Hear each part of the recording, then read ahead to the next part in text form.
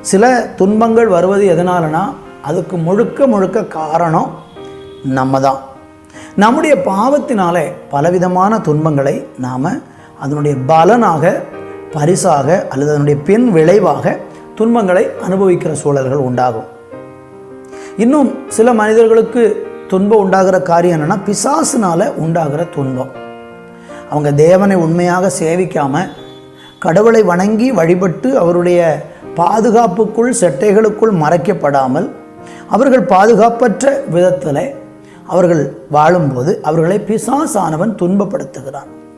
மூன்றாவது, துன்பம் உண்டாகுவதற்கு இன்னொரு வழி, இன்னொரு காரணம் என்னவென்றால், ஒருவன் இயேசு கிறிஸ்துவை ஏற்றுக்கொண்டு தேவனுக்காக நீதியும் நேர்மையோடும் உண்மையோடும் வாழ தீர்மானிக்கும் போது அவனுக்கும் துன்பம் உண்டாகும் என்று வேதம் நமக்கு சொல்லுகிறது.